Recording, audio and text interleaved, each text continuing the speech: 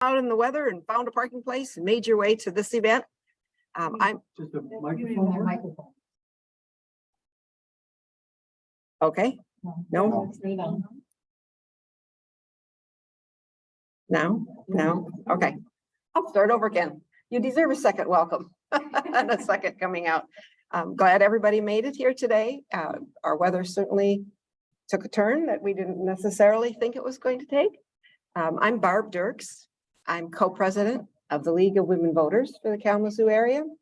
And I've been doing this for a couple of years and I have met wonderful people during the many events. So some of you are familiar faces to me and some of you are new faces, and I appreciate you being here. Our league, of course, is nonpartisan, but at the same time, we are certainly hoping to influence people in different areas that we have studied. We are an association that advocates and educates as our major mission. Last year we got involved and wound up having a climate resolution. You can see a copy of our climate resolution either on our website, and I believe on the table over there if you would like to take a copy or study it farther.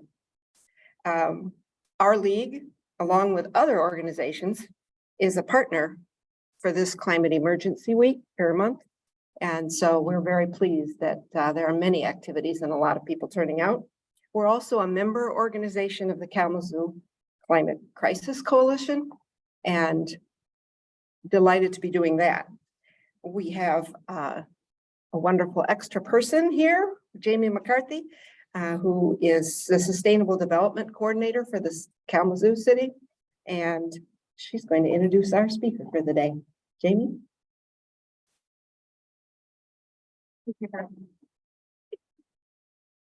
Well, good afternoon, everyone, and thanks for again coming out and braving the weather today. I'm just really excited to hear from our speaker today. And I have the honor of introducing Dr. Missy Stults, who is Sustainability and Innovations Director at the City of Ann Arbor. There, she works with all city operations, residents, businesses, the University of Michigan, nonprofits, and a bunch of other stakeholders, where they're all really working together to make Ann Arbor the most sustainable and equitable city in America. Prior to joining the city, Missy worked with local governments and indigenous communities across the nation to advance climate and sustainability goals. During her time as the climate director with ICLEI, which is the Local Governments for Sustainability organization, and she worked as a consultant to philanthropic organizations. Missy has a PhD in urban resilience from the University of Michigan, a master's in climate and society from Columbia University, and undergraduate degrees in marine biology and environmental science from the University of New England. I'm going to just add a little bit to her bio, if you don't mind, here for a minute. Missy is really leading some of the most innovative and bold climate action in Michigan and across the nation. It's really true. And we are just really, really fortunate to have the trailblazing work of Ann Arbor here in Michigan. I want to say thank you. I know she has lent us many of her staff where we've had meetings to learn about things they're doing, what's working, what to do, what not to do, and just some really new strategies that have, they're going to advance us all forward to be doing really great work. So thank you for that. I'm going to have you come up here. I will just mention very briefly, the city of Kalamazoo last year adopted its first community sustainability plan, and we're really excited about, and we'll hopefully have an announcement for some new staff we're taking on that are going to be able to take a lot of these ideas and move them forward. So thank you so much, and thanks for being here. Right. Are you guys ready? It's a blustery day, but we've got some work to do up in here, and we're going to do it. Thank you. You guys, thank you for coming out. Thank you to our elected leaders for your leadership and absolutely outdoing Ann Arbor by having Climate Emergency Month. Well done. This is great. But a declaration means nothing without action, right? So I'm going to take some time. I'm going to give you kind of a tour of some things happening in Ann Arbor. Stop me at any point if you have questions, right? I'm going to start by telling you that this work is complicated. It is hard. and it is scientifically necessary. And that is what keeps us going in this space. So I want to start, forgive me if anyone is on Zoom because I'm going to move, but you don't need to see me. You need to see them. All right. What I'm going to do today is give you a little bit of a history of how we got to where we got. I'm going to then talk about where we are right now, where we're headed, and then we're just going to open it up. Sound okay? Does anyone need to leave? All right, we're doubling down. Here we go. Let's lock it. We're locking it. No, we're not. That's so horrible. Never. All right, let's go on a little journey. This, I think, is really, really important to contextualize. Ann Arbor has been working on sustainability for a really long time. We had our first full-time staff person that was working on sustainability sort of in the more traditional environmental space, think environmental remediation work, but it grew over time. We had someone in that seat in 1982, right? So there is a lot of time that has passed that has gotten us to the moment that we currently are in. I often say I stand on the shoulders of giants, and that is unequivocally true. So you can look at this curve and you can kind of see the evolution. What I want to point to, and I'm going to spend time on, is the bottom. And that's when I started at the city in 2018. And very shortly after I started, we also passed a climate emergency declaration. Now, I'm going to tell you that when our stakeholders came forward, I had lived in the community doing my doctorate at the U. They came forward and said, we want to pass this emergency declaration. I was like, that's great. We will. And then what? And they said, what do you mean? I was like, you asked for no funding. You asked for no staff. You asked for no plan. You asked for no strategy and no accountability. It's going to pass. And then what? Right? And they were like, yes. So we sat down and we worked together and we came up with this goal actually for us of 2035. Because the mayor said, I want something aggressive, but I want something that's got like a tinge of doable. Fast forward, council gets it. Exactly what we thought. They adopt it. And one council member says, but you get no staff and you get no budget. And then they said, you have 82 days to get us a plan for how we're going to be carbon neutral by 2030. They shaved 5 years off in the same sentence. I was like, game on, let's go. All right, so fast forward to 2020, we produced A2ZERO. That's our plan. And this is how we got there. I talk about it like a funnel. Sorry for this. Let me see if I can post some stuff for you. Ultimately, we had these kind of 3 different phases, right? We took all of this input, scientific, we looked at the peer-reviewed literature, we looked at the gray literature. Of course, we're reading drawdown. We have staff expertise. We've got really smart, passionate people in the community. We formed technical advisory committees. We went out and got public input, and we sort of put it through this process. 82 days, 68 public meetings, 80 were scheduled. If you remember what happened at the beginning of 2020, we had to cancel many things. But we went through this process and we knew we were creating a living plan. And we did. We brought in partner and collaborating organizations. And what fell out throughout this whole thing was certainly A2ZERO, but also a really strong alignment with these 3 values. They had to guide everything. And we had to establish these at the beginning. Equity, right? We know who bears the brunt of the impacts of climate change. And they are the individuals who have done the least to contribute to climate change. And what a shame if we continue to perpetuate that inequality in terms of the solutions. So we're going to name equity. Sustainability, certainly in the way we sort of think about it, like we all work in sustainability, we care about it, but also this work has to sustain, right? It cannot live because Missy Stults is in this seat. It cannot live because Jamie is in Kalamazoo. It must live past us. And third, transformation, because I can tell you exactly where we're headed. Our systems are taking us to a place that will perpetuate inequalities. We will see incredible continued extraction of our planet and of people. And that is the path that we are on. And the only option is to transform that path and those systems if we're really serious about this work. And so those 3 things are the things that guide all of what we do. And that got us to this. This is A2ZERO. It's our plan. It is our framework. It is our brand. We do not talk about anything other than this, A2ZERO. Every initiative we do, the public does not know that a green rental housing program is part of A2ZERO unless we tell them it is part of A2ZERO. They do not know a reusable container program at Zingerman's Deli, delicious, is tied with A2ZERO unless we tell them, right? So that is our brand for everything we do. And our vision is that together, our entire community is working and will achieve a just transition to community-wide carbon neutrality by 2030. And there are, I'll say, cheeky things that we do as part of this work. This is a local artist who we're working with to help visualize what that means. They're like, what does it mean in your neighborhood? What does it feel like when it's carbon neutral? You know, like that's a really wonky, inaccessible term for so many people. And so we're trying, and that's an area of incredible growth for us, is to figure out the translation of these terms. I'm not going to belabor this, but for anyone in this field, you know that we have, if we're going to be carbon neutral, you got to understand where your emissions are, right? So we do emissions inventories, greenhouse gas emissions inventories every year. We're also helping create new standards for how we capture things. It's one thing for me to understand what I buy. It's another thing for us to understand what every single person in Kalamazoo buys and the impact of that, right? So we're trying to create methodologies that help us look at the life cycle emissions of many of the different operations we have. Now, where we look different than many places, you're not going to see industrial. Ann Arbor doesn't have an industrial sector. Institutional, you betcha, right? It's about 50% of our emissions hanging out right in the middle. I have no idea who that is. Let me just cover this up for a second. No one knows, it's very secretive. But this is our emissions profile in the community. And we update it every year. You'll see our updated 2022 inventory pretty shortly. Now I'm going to give you way more than you want. I'm going to really quickly show you the 7 strategies that exist in A2ZERO. Okay, these are the way I describe them. They're the foundation. They're the pillars on which this plan is completely built. These will not change. Despite this being a living plan, almost anywhere in the world, you have to do the things I'm about to show you. After that, I'll show you the actions that are built around those pillars. Those will change, right? Technology will change, politics will change, money will change, things will evolve. But here are the things that we know we have to do. We have to power our community with 100% renewable energies. We just have to, right? When we turn on the lights, we've got to know that renewables are behind that. So that's a given. We also have to do beneficial electrification.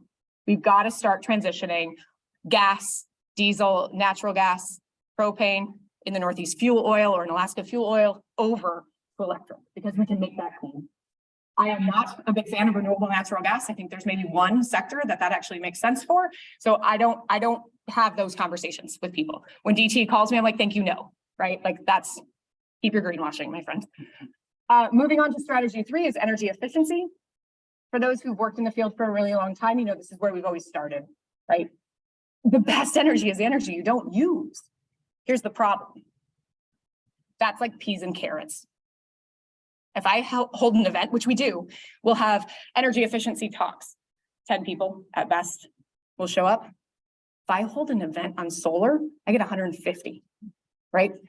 So we're figuring out how to sort of hide the peas and the carrots of energy efficiency in the delicious chickpea steak that is solar energy. But realistically, what we also know is because of time, we can't sequence these. We have to do all 3 of these together. So we're working on solutions that allow people to identify energy efficiency opportunities at the same time they're looking at electrification and renewable energy deployment. And of course, that's, if anyone's like me, you just saw dollar signs in your head. So we're thinking about how we're financing that and creating new tools and mechanisms to help people embrace those approaches together. The 4th is about the way we move in our community. And this is land use. It's also transportation. So we put reduce VMT, vehicles miles traveled by 50%. This isn't just about having public transit and good public transit. That is absolutely a piece of this.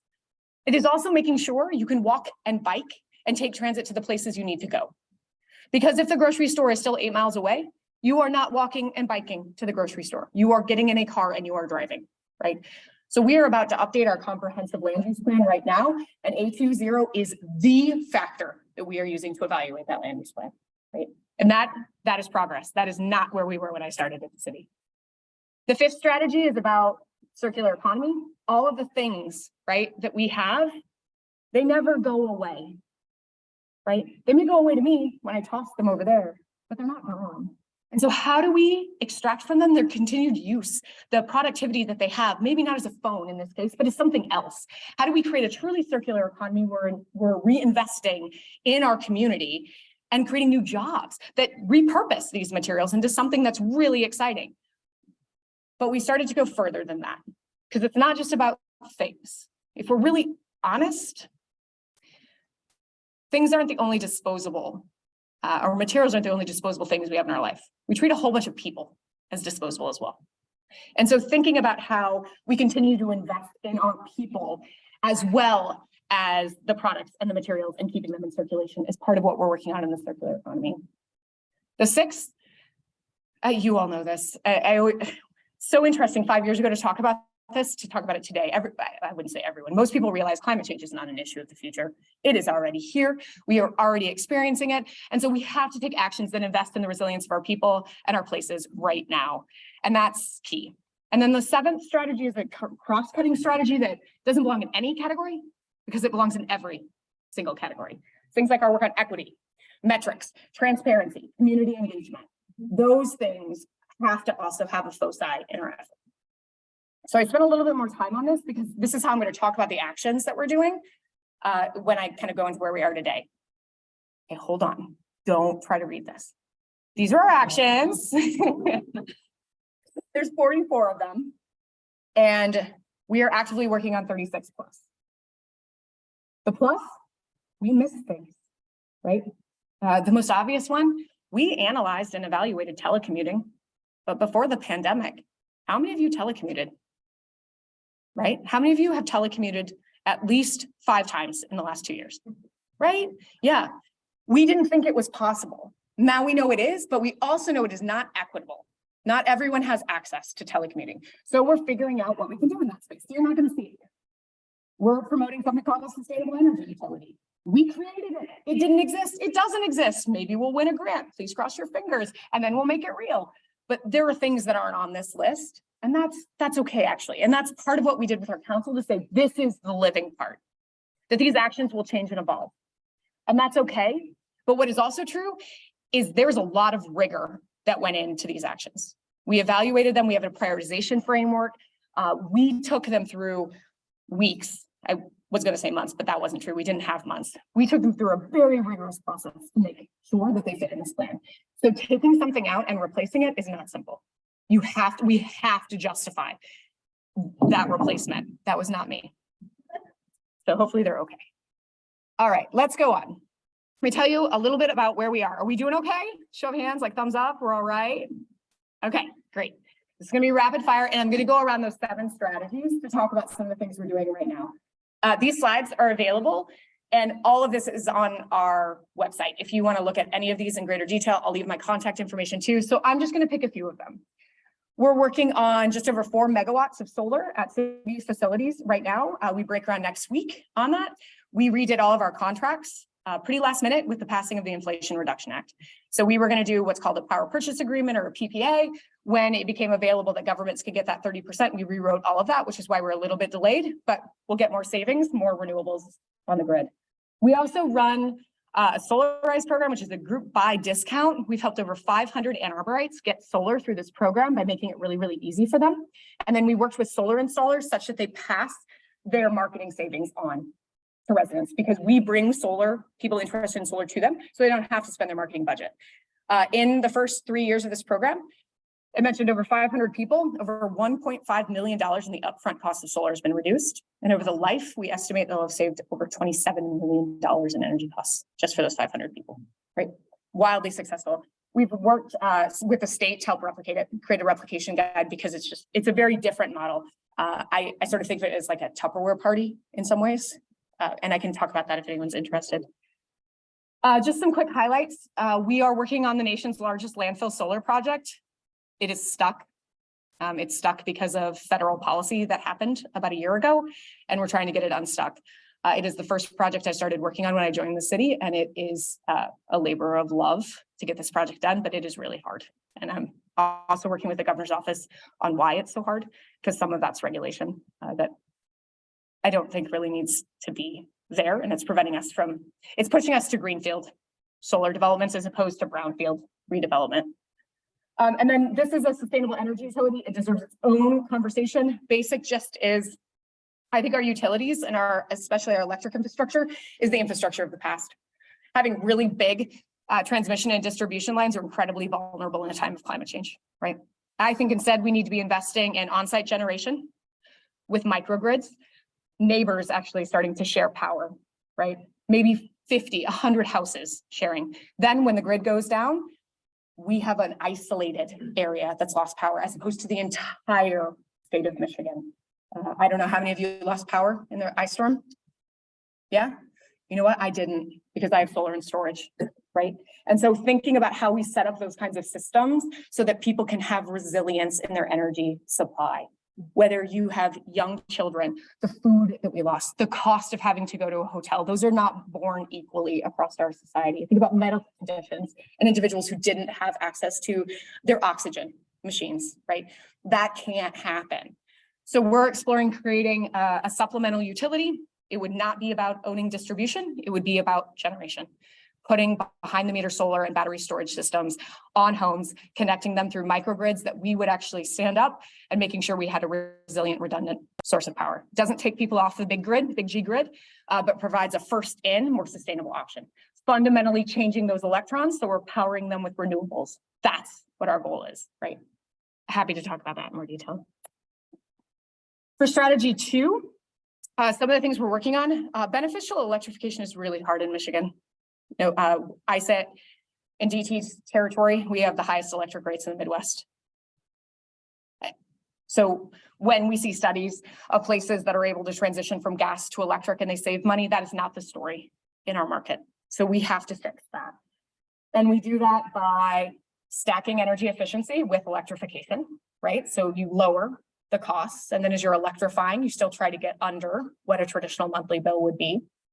We do that also by naming the public health crisis that's associated with combustion, right? And we're learning so much more about the dangers of combusting on site, primarily from natural gas. And so we're working on strategies and techniques in that space. We also have a campaign that just is one of the more transformative things for me, at least, with our local electrical union. It's called The Future is Electric, and they run it.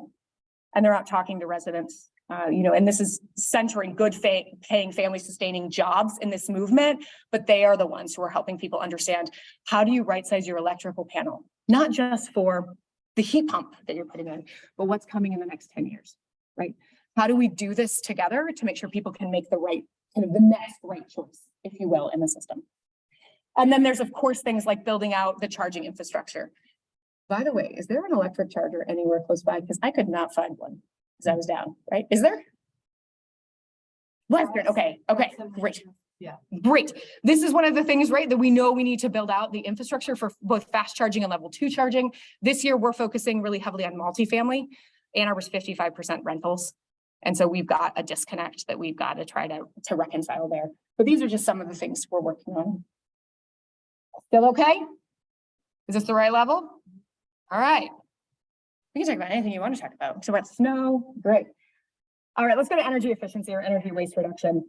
A few of the things we have here, we passed an energy and water benchmarking ordinance. It's the first in the state of Michigan. It requires that large commercial properties, including multifamily, have to annually disclose what they're consuming in energy and in water, and it ratchets down by size.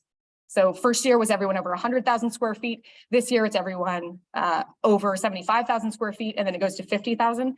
The one exception is municipal buildings. We have to report, right? Like if we're going to make others do this, we've got to lead. So we were the first out the gate to do this reporting. We're also working, I said we were 55% rental. We're working on an initiative to have all of our rental units have to hit an efficiency, an energy efficiency score in order to be able to rent. Yeah, there's a lot of feels on this one, but we have huge disparity in terms of our rental infrastructure, right? We have some folks that literally they're paying to heat and cool the outdoors. You can see the holes in their units, right? Like that is not safe, that is not healthy, that should not be allowed. And so we already have a rental standard in the city that we can use for their certificate of occupancy, and we're tying in energy performance into that. So stay tuned. We'll be advancing that this year. And we're also doing the same thing on single family homes. So when you go to sell, we have this drafted, it'll go to council shortly. You have to disclose the energy performance of your home. Just like you would put a great school score, right? You may not care, right? If you don't have kids in your life anymore, a great school score is not a relevant piece of information. For some people, an energy performance score will not be a relevant piece of information. But for many, Ann Arbor is very expensive. And people are buying at the top of their market, like what they can possibly hold. And then they get into a house that's going to cost $500 or $600 to heat or cool because it's not efficient. That's not okay. So this is a consumer protection to make sure people have the information to find the right place for them at the right time. So we're moving this forward. And then I guess the last thing I'll point out here, well, last two things, we work with our housing commission, our affordable housing colleagues. And we're trying to make all of our affordable housing sites net zero energy so that they can save operational dollars. Because every dollar they save that they don't have to pay in a utility bill means they can do more programming or they can build more affordable housing. And we have thousands of people on our affordable housing wait list. We need more housing. So that's one of our important collaboratives. And then the last, we just put in a grant to repeat this work. It's called Aging in Place Efficiently. It's working with low-income seniors to help them age in a place of their choosing for as long as they possibly can by making aging improvements, things like grab bars, but also making improvements in energy efficiency. The way that our bodies feel temperature evolves from being very little to as we age in life. And we want to make sure that people can stay in that place of their choosing for as long as possible because they have better health outcomes. They live longer, right? And we want people to have better health outcomes. So this was, we helped 17 older adults through this program, and we just put in a grant to try to help 30 more. In terms of transportation, this is probably one of the most contentious areas of work that I work on, and it's either you love bike lanes or you hate bike lanes, and we hear from you. We hear from you if you definitely do not like them. And land use, right? Having conversations about land use is really hard. And that makes a lot of sense when you think about how most of us accumulate wealth, right? Our home is the largest asset most of us have, and anything that jeopardizes that asset is going to often cause a visceral reaction. So how do we deal with that, right? We have to have these conversations. We have to talk about wealth generation. And I will be really transparent, and I talk about this openly. I bought a house in Ann Arbor for $170,000. It was just appraised at $500,000. What's enough? What's enough? Right? My husband will tell you that's not enough. I will tell you that's enough, right? And so we need to talk honestly and openly about wealth accumulation and the fact that I was able to buy that house because of intergenerational assets and opportunities that my mother, who happens to be sitting right here, afforded me that many people didn't have, right? We need to be honest about that. And that's not shaming any of us sitting in the seats that we're in right now, but that is true, and that is institutional and systemic racism at its finest. And then I want to go to the circular economy. This is an area I grossly underestimated how much work we would have and how much excitement we'd have in the public around. This is really personal for most of us. And how many of you recycle? Yeah, how many of you compost? Right? Like, it's what you do. It's a thing, and it's just deeply personal. It's the way you interact most obviously with this work. And so what we're finding is people are eager. This is often like the kind of gateway into the work more broadly. And so we started during the pandemic. A number of our close restaurant allies were indicating that the cost for takeaway containers were skyrocketing. It was more than they had budgeted, right? Because everyone was doing takeout if you were eating. And so we had all this extra waste, and they had an economic hit. So we said, what if we try a reusable container? Let's just experiment and try it. We'll buy it. I'll buy it for 4 restaurants. We'll give it a go, and we'll see what it does to your bottom line. And it was wildly successful. So much so that we just put in a $2 million grant to scale it for every restaurant in Ann Arbor. And it looks like this. It's got our A2ZERO logo on it. Super simple. You take it home and you can drop it off at any restaurant. Doesn't have to be the one you went to, and it just stays in circulation. Right. We also have, do what? Nope. We chose not to. We chose to pay for it directly. Some of the research shows that a deposit is what keeps people engaged in the process. So we're reevaluating as we scale whether or not we do like a 5 or 10 cent deposit that you get credited as you bring the container back. But for the first, putting on science hat, it was truly an experiment. We wanted to understand what it looked like if you put these in circulation, like what retention, how many leave the system. I've been guilty of keeping one for like a month, right? Because we didn't go out to eat. And so it sat in my container or sat in my drawer. So we wanted to understand how these things flow through the system, what consumer experience is with them. And when we proved that that was successful, now we're in the scaling decision of whether or not we do a deposit. And different places do different things for it. The only other thing I think I'll point out here is we started to run a zero waste week challenge. And it's the resident race to zero, one of the most popular things that we've done. We get hundreds, we almost hit 1,000 individual households participating last time we did it. And it is a non-judgmental week-long challenge to try to minimize the amount of waste that you generate. We bring in restaurateurs, we bring in different businesses, we give you tips and tricks. There's prizes you can win throughout this process, and it is super fun and people loved it. And I don't know if it was because of the pandemic and it was a way to connect with people again. So we're going to see as we're kind of coming back together how this fares. But we're running in the fall our first zero waste challenge at the University of Michigan with the students. So we're going to see if it actually translates over. Yeah, so it is a kind of digital challenge. There is some in-person activities that exist, but every day there's a certain kind of task that you have. So today may be grocery shopping, and there's kind of a list of what the meals are going to be for the week and recipes, so you can go out and you can purchase, and then it helps you figure out the right amount to buy, so you're not having food waste, for example, for that week. And then day 2 might be about personal care products.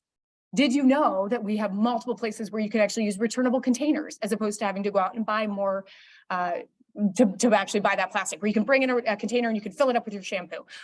And there's just tips and tricks, things that are some of them you already know, others daylight things that I didn't know, right? Like I knew, of course, that I could refill a container with shampoo, but I didn't know we had 3 businesses in town that provided that service. Right? But I just didn't know. And so we actually were daylighting those things. So residents, it was making it easier and more accessible to their own community as an example. Yeah, great question. In terms of resilience, there's a lot going on here. We have tree planting that happens. I think many of us like to be Tree City. We call ourselves Tree City for sure, but our distribution of green infrastructure is not equal. Our low income BIPOC neighborhoods have very low tree canopy coverage. So we've been working to help plant more mature trees in those neighborhoods, also help with flooding issues, because trees are incredible at helping mitigate flooding, but also giving out more trees for people to plant on private property, which is not something that we've ever done before. And so we've given out just about 3,000 trees for folks to plant on private property. And then this coming summer, we'll be doing a survival study to figure out how effective that's been. And it's not just giving someone a tree. It's also an app that they get when they get that tree, where we send notification, like it's been really dry. You need to water your tree, or take a picture of your tree and send it back in so we can see how it's doing, right? So we're trying to kind of form a relationship with them to keep these really important assets thriving in the community. We're doing air quality monitoring. We had no air quality city sponsored monitors in the community. So we just put up 3, and we're putting up a slew more, both to understand existing conditions, but also to be able to measure the efficacy of the work we're doing, right? Is it making a difference? And if it's not, that's good to know, right? So we want to understand the situation. And then there's a lot of engagement stuff that I'll talk about in a second, but I want to point out, we run an A2ZERO ambassadors program. The idea here is there is no universe in which our team could do all of this work. Hitting this goal means everyone has to be involved. And so we run a 12-week training program twice a year, where we bring together approximately 20 residents and we teach them all things A2ZERO. We teach them all about the businesses and the ways to engage. We put grant money aside so they can do projects that really kind of light them on fire as a cohort. And then they come with us. They're in the schools talking about recycling and compost, or they're out in their neighborhood having conversations about renewable energy and demystifying questions or misinformation that people may have. And so we're sort of building this movement, if you will, that takes a life of its own. So far we've trained over 75 people, and in May, I believe we're going to start our next cohort. These are just some of the things. And then some cross-cutting initiatives. We don't have all the ideas. I mean, I know that's shocking. We have many ideas, but we don't have all of them. And so we have a grant program. We have $100,000 a year that we grant out to residents to do something related to sustainability. And they can get up to $10,000. It has to be in the public space. I can't help resident Jane get a heat pump. Can't do that. But we can help Pioneer High School youth do a bird survey and buy all the equipment to do that, and to figure out how they institutionalize that into Pioneer High School. So the next class can help understand what's happening with birds on their campus. We can help do food gardens throughout the community, so folks can access, as long as they're communal, folks can come in and access those foods. We planted a food forest in an underserved area of the city, and all of that fruit, they're all fruit trees, is accessible to anybody. right? So people just come up with ideas because no one knows their neighborhood better than the people in that neighborhood, right? And so we want to put money aside to help others become part of this movement and make progress towards our shared goals. And we fundraise a lot. So despite the resources that we do have, the reality is we know this is expensive. We know this is an investment, however. When we passed A2ZERO, we didn't just pass the plan. We were not asked to do this, but we did this. We gave the prioritization matrix, which was very transparent about how we prioritized everything. We also adopted a governance strategy, which talks about how it's living, right? Because I keep saying that, but what does that mean, right? So we created the strategy that identifies when we'll reevaluate A2ZERO. And then we created an investment plan. And that was really important because we said this is not free. You need to understand that this is going to cost money, but inaction is as well. And so if we choose to invest in ourselves, here's what it's going to cost. And that got us to a thing I'll tell you about at the very end. You probably. So here's the punch. As we go forward, we're going to do everything I just said we're going to do, right? We're going to keep doing it.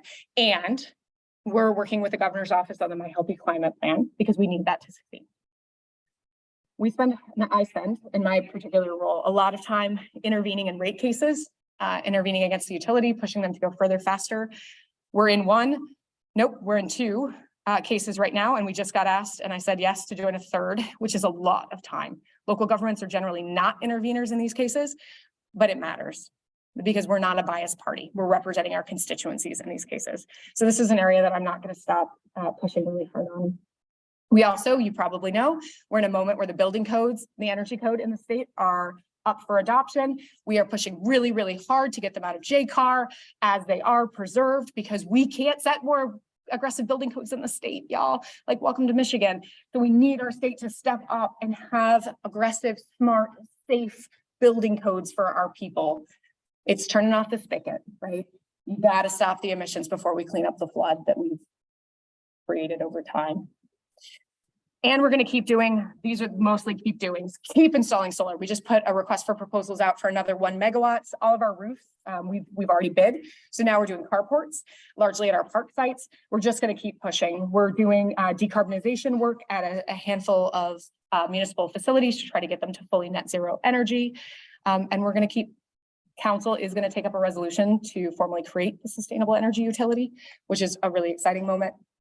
And then those policies I mentioned, green rental housing, home energy rating disclosure or HERD, those are coming. They're with our legal department for review.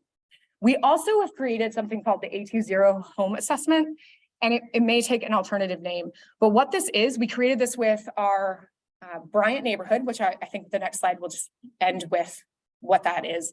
Our Bryant neighborhood, residents met with us and we identified what they love about their neighborhood. We identified the challenges that they're facing.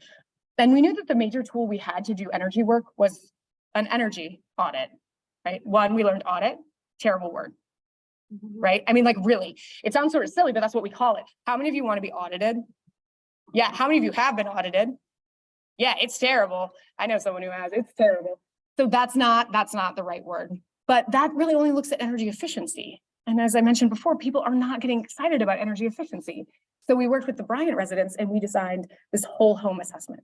So it looks at renewable energy potential and energy efficiency and electrification and health opportunities, like where indoor air quality is poor or outdoor air quality. It looks at food access, it looks at flooding, it looks at it all. And then it helps you create this bike path. My team hates when I do that. A roadmap for how you get to a truly decarbonized, kind of safe and affordable home. And now we're funding implementation of those actions, right, to help people kind of take the next step. We also run A2ZERO week if anyone wants to come to Ann Arbor when the students are gone. June 4th through June 11th, it's a week-long celebration of the adoption of A2ZERO. And we have 30 or so events that take place with our partners. And it's just, it's both a celebration and it's a reflection on what we've been able to do together. It celebrates what individual organizations already are doing, and it gives us a chance to reflect on what needs to change as we move forward. And I know I just said this, the Bryant neighborhood, this is my favorite project. And if you have kids, it's like being a sustainability director, you shouldn't have favorites, but I do. This project is about creating America's first carbon neutral, low income neighborhood. We met with residents of Bryant. When A2ZERO was adopted, it was really clear to me, where our advocates were, right? Our advocates were incredibly powerful. They had shown up, they had been yelling, and they were ready, and I loved every one of them.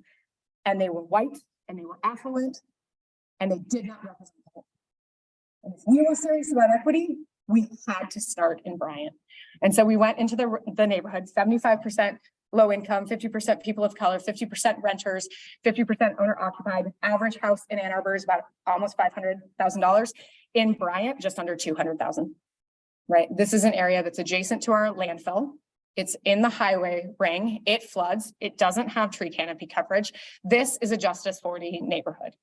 And so we went in and we said, what does it mean to you to be sustainable? Like, what does this look like? And they have answered every question and directed our entire project from the beginning. And they've told us that they wanted fruit trees, which is why we planted our fruit forest here.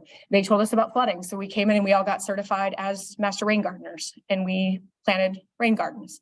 They told us about indoor air quality. So we got monitors and we identified that, yeah, you're right. We had some really terrible indoor air quality problems in this area. So we started fundraising to replace equipment.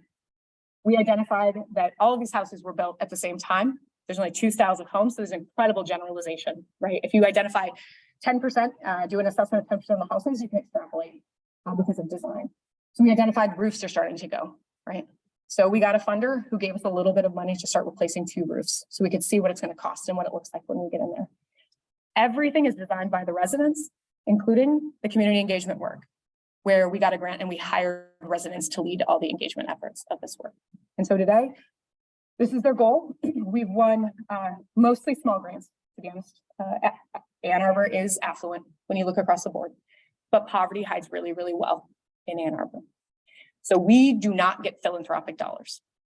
People aren't going to invest in Ann Arbor. So we've had to work really, really hard to get any resources we can, and whatever we are getting stays in the community. Not a dollar goes to the city, right? I don't need someone. I'm paid for by taxpayer dollars. So all the money stays here. We just won a $500,000 grant from the state, and we're taking 17 homes to full decarbonization based on that assessment and based on the needs. And then I'm working on a $20 million grant right now to take the rest, right? So this is what we are trying to make happen. Then the residents are grant writers. They are experts. They are the guiders, because this has to be co-designed and co-developed with them. It is my favorite project and is the hardest thing I've ever had to do. And how do I do this with those residents and not gentrify this neighborhood? We don't know. So we talk about it and we try to find techniques and strategies, but we don't have the answer. And so we're working together to try to figure it out. So this is some of the stuff that we've already done in Bryant, but I mentioned most of these. We've got a town hall coming up shortly where they're going to help us with a new grant that we're working on. And we did submit, waiting to hear for a geothermal design for the whole neighborhood to do a geothermal district. So all of them share heating. There's a school in the middle. We've got our public works facility across the street. Really nice thermal load sharing. Like this would be pretty great if we do it. And I would be remiss if I don't talk about this. So this is the last thing I think I have for you all. In November, I told you that when we released A2ZERO, we also did an investment plan, right? And so that was hard. I'm gonna be honest, it would have been so much easier not have told people this was gonna cost money and get them to adopt a plan, right? And just been like, yay, and then go and ask for the resources. Let me also tell you, when I started the city, my discretionary budget in 2018 was $151. That's a true story. That is the budget that I was handed. And I was like, absolutely not, right? And so we kept working and working and working. And in November of last year, we became the 7th community in America to vote to tax ourselves to fund climate. And I don't think we would have gotten there had we not done an investment scenario. And from day one, taken all of the heat of saying, are we going to invest in ourselves or are we not? Let's be honest, right, about this. This is not free. And those 30 years of history or 40 years of history Ann Arbor has had, we've done a really good job of passing declarations and plans and never funding them. And I did not know if this would pass. I was actually pretty confident it wouldn't. 71% of people voted to tax themselves to pass this. I am incredibly proud. This is A2ZERO. That is what, there's a use resolution. So when people went to the ballot box, they knew what it was going to fund, and it mirrors A2ZERO. First allocation of these resources come in July 1. Estimated at $7 million a year. Oh, and it's 20 years they voted to tax themselves, right? Yeah. Ooh, here we go. So we're working on getting all of the systems in place. Happy to answer what we're thinking of doing here, but the two big ticket items. One, rebates. We're stacking with the Inflation Reduction Act to offer more incentives and rebates to help people make the right decision in their homes and businesses. The second is infrastructure. There's certain things that are expensive to put in place. We don't have year-round composting for multifamily sites because we don't have the equipment, but we do now. 20 years is enough time to invest in that equipment and be able to amortize it and depreciate it. So we're making infrastructure investments in the one. That was a lot. If you want to stay up to date, we have a terrible website because we are a local government, but you can check it out. And we do have a newsletter that we send out every month that's got updates on initiatives or programs. And we're always welcome to come visit us in Ann Arbor. We are a very friendly bunch of people. And I'm just going to end by saying, honestly, it is a super treat. I know I am here talking about what Ann Arbor is doing, but we are not alone. We are together. Jamie is a goddess doing this work. We work across jurisdictional boundaries. Climate does not respect artificial geopolitical boundaries. And so this is going to take all of us. But the thing is, you showed up, and that tells me that the future is bright and that together we are going to figure out how to become carbon neutral and ensure that everyone has a safe, equitable, and just future. So thank you.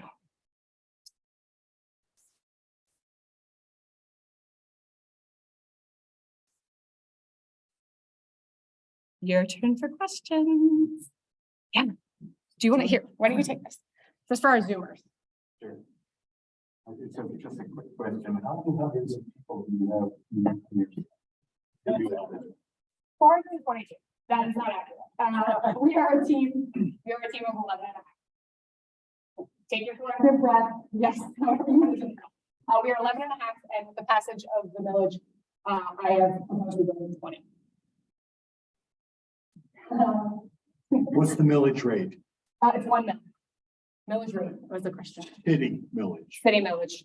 Yep, 1 mil. 7 million. Yeah. I know this is silly for the Zoomers, but it was great to hear about what you guys are doing at Riot here, but I'm curious how you're collaborating with your immediate surrounding, townships and municipalities and so forth. That county. good question. So we have something called the A2ZERO Collaborators Network, which is 120 organizations. They are businesses, nonprofits, academic institutions, and our county and surrounding municipalities, where we are identifying with every collaborator, regardless of whether they're a municipality or not. We identify which actions in A2ZERO are aligned with what their needs are, and that's what we focus on.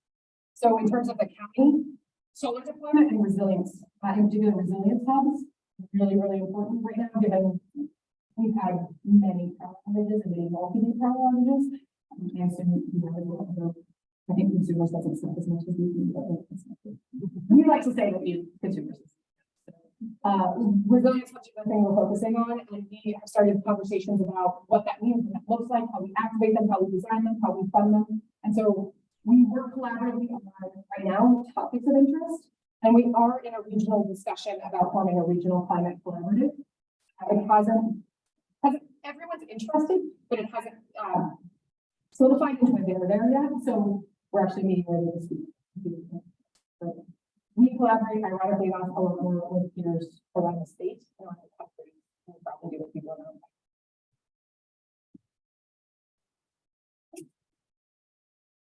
Oh.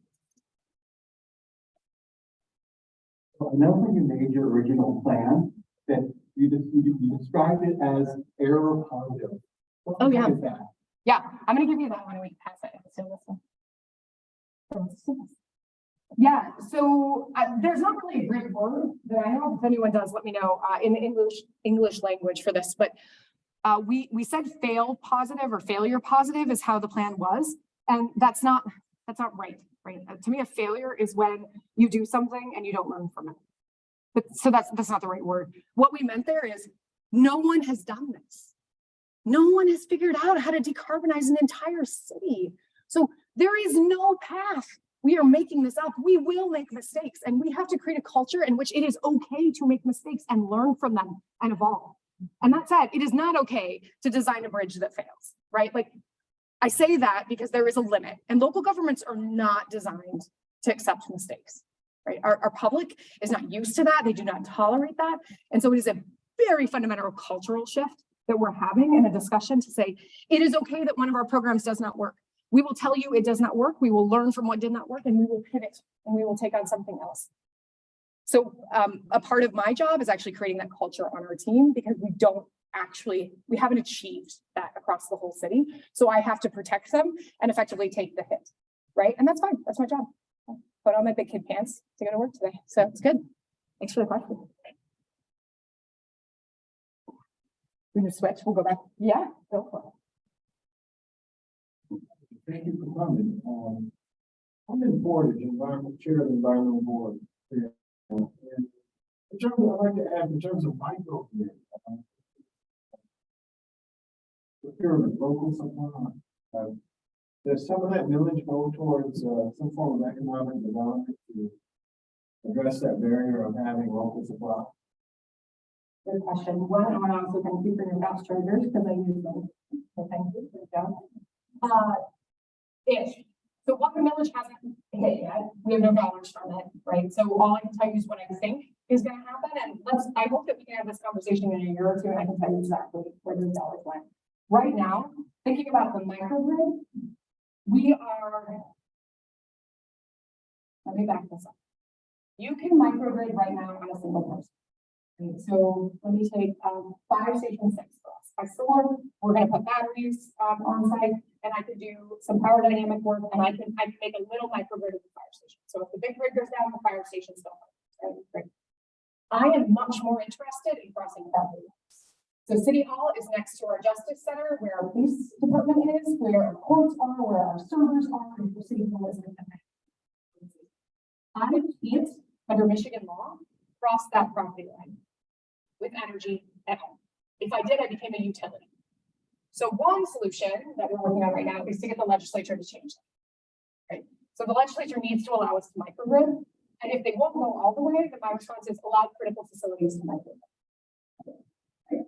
So I can't, that's one solution, right? That isn't really a dynamic. Like I don't have to put money towards it other than staff, right? And helping kind of advocate for that change. The second though, is I could become a utility. Now I want to be real clear, y'all. I do not want to become a utility, right? Like that is not the game in town. Owning all that infrastructure, being responsible for something that's broken already, right? Like I don't want to own the broken thing. But a sustainable energy utility is a supplemental utility. And that, if I became that, would allow me to put solar and storage and to do a single connector or how many ever transmission lines I have to run between those units and actually set up a microgrid across the property line. That's what we're looking to do through the SEU. So it doesn't address energy mix. Storage is a big one. Is there an energy mix? We're having discussions about in some overcast, being able to rely on the wind or any other things on the horizon, and then having the local firms that can, supporting as governments, supporting the establishment of local firms that can provide the solar capabilities, the infrastructure, the expertise. Absolutely. One, we're at the same latitude as Germany, y'all. Like we get enough solar. Winter is tough, right, in terms of generation, but for us, like which is the most obvious thing that I can share lived experience for. We don't end up paying an energy bill because we get a credit from our solar that we generate in the summer, which means 100% of our demand, we get a credit. And normally around February, we get a first. Right? And then in March, we're starting to see no more. So we have a very short window in which we have to actually pay other than the standard. So for most of our city facilities, the solar is working, not minute by minute. So that's different, right? We're talking about an annual shore up. One of the products that I'm working on right now is a 24/7. Every minute I use energy, I want to know that that energy is coming from me. That's going to take a mix, right? That's going to take solar. It's probably going to take geothermal. Ann Arbor doesn't have good wind resources. We've studied it.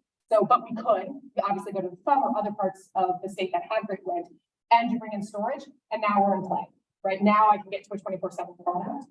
But for us, thermal is the new game, right?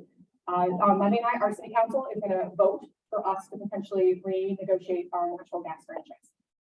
And I want to make sure that every single Ann Arbor resident has safe, clean, healthy, affordable, and stable power. right, to heat and cool their homes. And there's a technology that can do that. I want every Ann Arbor to have access to geothermal. Game on. I want you all to have access to geothermal tonight. I can't.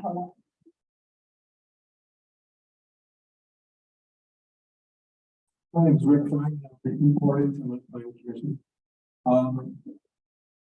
Building electrification, kind of a newer question the last year or two. When you were talking with your department heads within the city, how receptive have you been to switching over their heating system to electric? Yeah, this is gonna be a response that's based on the situation that I said, where I sit in government. So I mean, please feel free to follow based on that. I am an executive of the city. And so my peer is the police chief, the fire chief. And this is a very clear task that our council has given us. So it is not a question of if, it is a question of when, right? So I work with them to demystify, to do studies, to make sure that we understand and have redundancy in those systems. But we don't get to have the conversation anymore of will I electrify? The question is, when will you electrify? So I'm in a very different sort of position. That said, I did just get an email on Friday afternoon from our public services, who does water, wastewater treatment, roads, and there is a particular piece of equipment that we are looking to electrify. And he has a question about that. You know, what are we going to do? Think about a heat pump that goes on electric resistance or a natural gas backup at a certain point. He's like, oh, we never run a natural gas. Well, I bet we've got to understand based on the use profile what that's going to mean. In some situations, I don't know that I love it, but it might have to be for a time period. In other situations, absolutely not. So case by case, but we don't have the conversation. I'm a big person.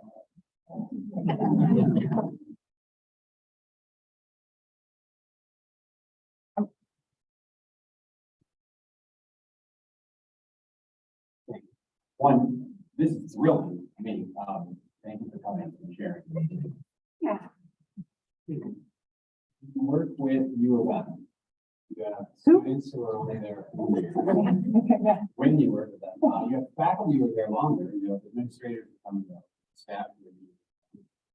You have partners at U of M that you can count on, that they're always there. Yeah, so I meet monthly with my counterpart at the University of Michigan. We actually just spoke also on Friday about work. The administration, we are pretty close to, and when the University of Michigan did its carbon neutrality plan, I was the only local representative on that task force, which was good because it meant we could talk back and forth. I would say the relationship with the University of Michigan is all things. It is a relationship, just like a marriage or a partnership. We communicate very well sometimes, and sometimes we do not. And there's incredible opportunity for growth. But I'm very excited about certain things. Like in January, we released our first air quote joint RFP for solar. We wrote the same front end language, but we have to go through our own procurement processes. We aren't there yet where we were going to kind of barrel tie decisions to each other.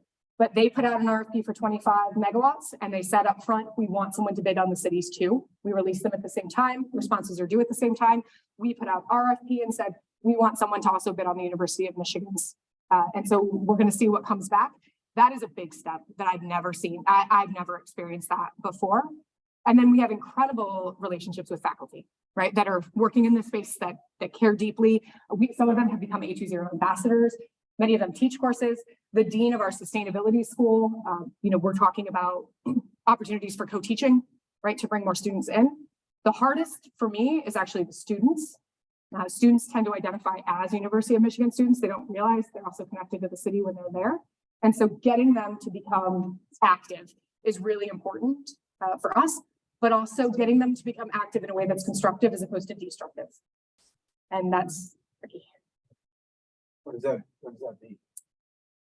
There's a beautiful idealism that comes when youth come in and they may scream and shout at the top of their lungs that we don't have strong enough building codes. And you're like, you are right. And you're yelling at the wrong person because in Michigan, I can't set building codes at the city level. You've got to go up to landscape, right? So it's helping them take that energy and enthusiasm and directing it to where they can have the largest impact.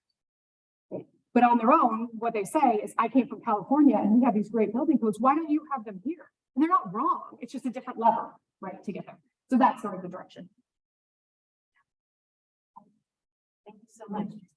When I was at U of M, I got to work for Sea Grant doing climate adaptation planning for my master's project, so I've had an interest in urban planning ever since. Here in Kalamazoo, we have a group called Hope for Creation, which is the faith communities that are very interested in promoting climate action.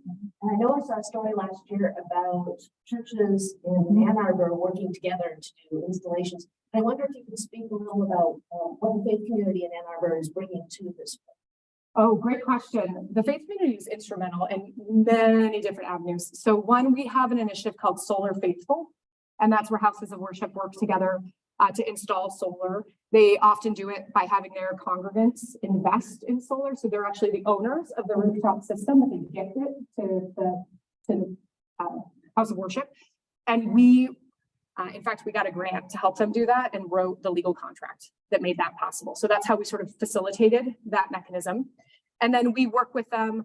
We're actually co-hosting a teach-in with houses of worship in May, where we're highlighting obviously the importance of stewardship in this work and ways for people to get more involved, both in their own house of worship, but also outside in the community more broadly.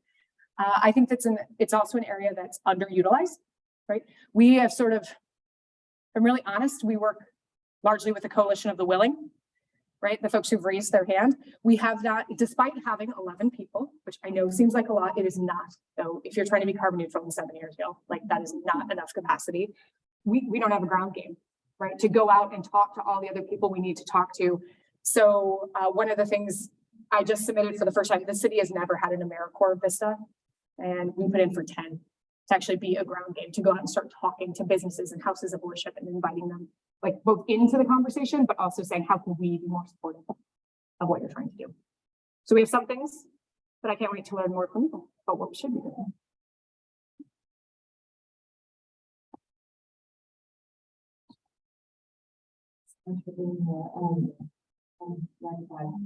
Do it.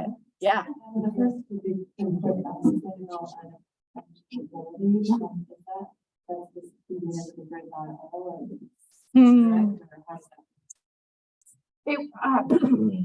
I recognize that's a simple question, but not quite. We would love for it to feed into the grid, but our utility is not supported. And so we are designing it to islands, meaning it would never feed into the grid. So that's favorable. Yeah, people don't like our utility.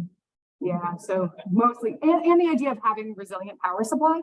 I'm sure this is, okay, I only know a little bit about consumers to be really fair, but DT is penalizing solar, right? And battery storage, and so is consumers, yes. So they're going the opposite direction, right? Like our consumers and our residents are telling us they want resilient power. They want to be investing in clean energy. I mean, that's like the number one thing we do is we want clean energy. And now you have a utility that's telling you you cannot and pulling you back and penalizing you from doing it. So I think they've just gone the absolute wrong way. And we're saying, well, that's what our constituents want. Utility, you could have stepped into the space. We would like you to step into the space, but you were leaving a void. We will therefore fill it. So that is why we are pursuing this. So it ties into another one about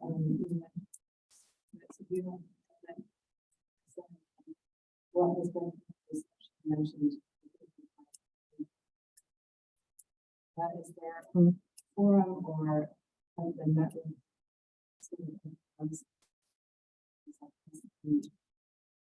probably more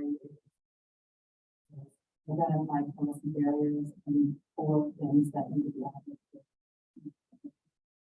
I would say everyone on our team does policy and community engagement, but they do it at the scale that's relevant to the work they're doing. So often it does tend to be more local policy as opposed to state level. I do policy work. So that's where I come in. We did have someone who was helping with the regulatory work, like Public Service Commission, sort of monitoring what's happening at that scale. They got poached by private industry, which actually happens to a lot of our staff, right? Because they're very effective and then they can make a lot more money, not in government. So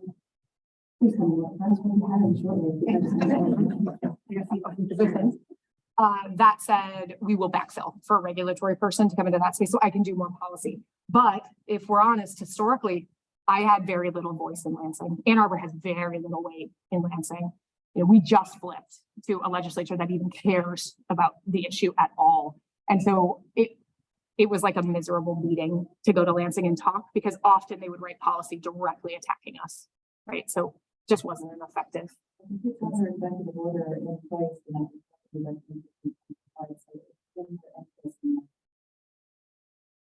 Exactly. Well, and close relationship with folks in the office. This work is so personal, right? It is about the relationships you have. So I have a great relationship before he got the role, and the predecessor for the state's head of climate.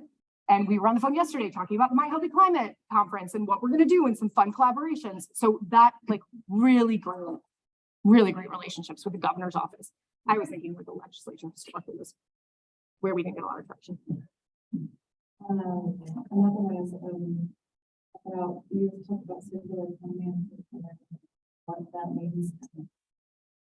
So circular economy for us is about making sure that nothing ever exits the system, or minimal things, ideally nothing, but realistically more minimal things exit, meaning that they stay in circulation. So how do we stand up local businesses that can repurpose materials, refurbish them? How are we not focusing on recycling and composting, but focusing more on reuse and repurpose at the beginning? And that's where we're weak. Like most of our systems are set up for the end. Like, like how do I get recycling out of this? That's just too far down the system. So we've started identifying, we have a circular economy map that actually shows all the businesses as we're identifying them that are working higher up in the circular economy space, like repurpose, fixing, repair. And then we're working on a circular economy strategy with those businesses and with people of color, primarily business owners who have always been in the circular economy landscape. Like they've led forever to figure out what it would mean if we started making investments in their businesses and in the practices that they have, mastered in the landscape. So we're about to launch, I don't know how to make this not sound very Ann Arbor. We're doing an engagement to engage right now. We have an equitable engagement process where we have a consultant who's helping us work primarily with people of color that have been leaders in this space to figure out when we go to engage and design a community engagement. Wow, I said that word too many times. When we go to do our circular economy plan and engage with folks in that, how do we make sure equity is at the heart of that work? So we're kind of pre-working before we go public. So I don't have an answer fully, but a lot of words. I have a lot of words. Yeah. And the last one about is Yeah. Sure. For your music. Yes. Let's see. We have year-round composting, year-round recycling for all of our residents. Multifamily doesn't have year-round composting, but that is what the millage will enable. And the millage will also enable business year-round composting, which is something we haven't had historically. Our diversion rates are okay, to be honest. Like Ann Arborites like recycling, but like most Americans who pay attention, we're wishful recyclers. So we contaminate the stream, right? We want things to be recyclable that just aren't recyclable. So we have a lot of work to do in education, and folks this is a really hard topic for many people because they don't understand why it's not recyclable. Like, why isn't there a market for this thing? Because I want it to be true. And we've spent a lot of time, and we've just done another contract to help do some more education to make sure our recycling rates actually hit where they need to be, as opposed to where we aspire, perhaps as individuals for them to be. You guys doing great. I think we're at the end. No, let's keep going.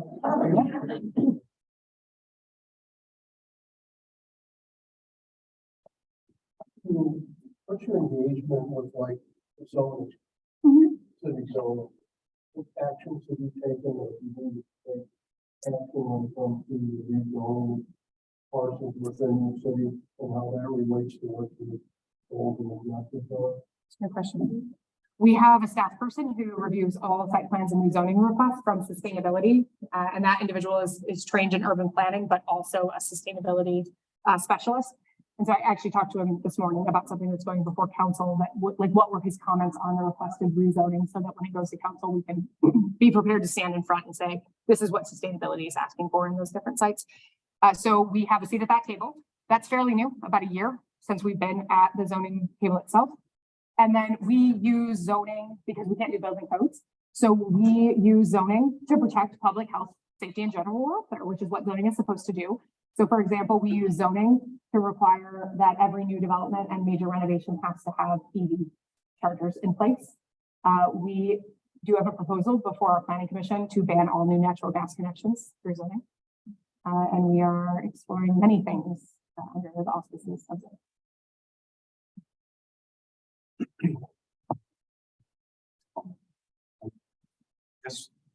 This is the end, Missy. I want to thank you. Oh, that's so I dark. wanna thank you for being part of Climate Emergency Month, for coming and telling us about the incredible work that you're doing, and ask you one simple question. Oh, no. Will you adopt us? Gladly, but will you adopt me?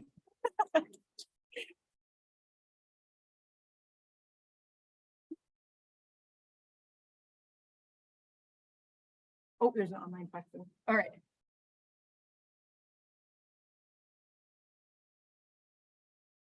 Yeah, here we go. I'm going to take this last one because it's only fair.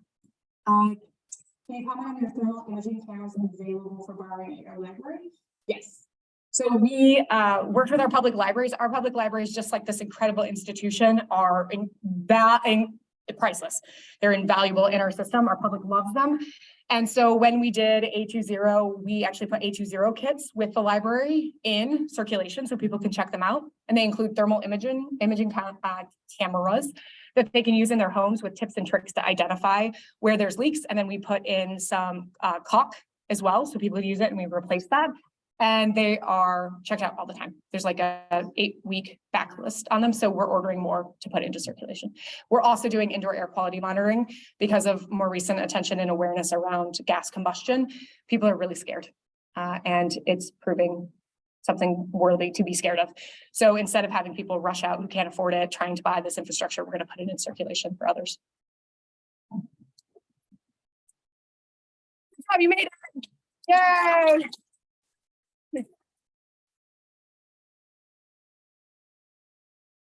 Okay.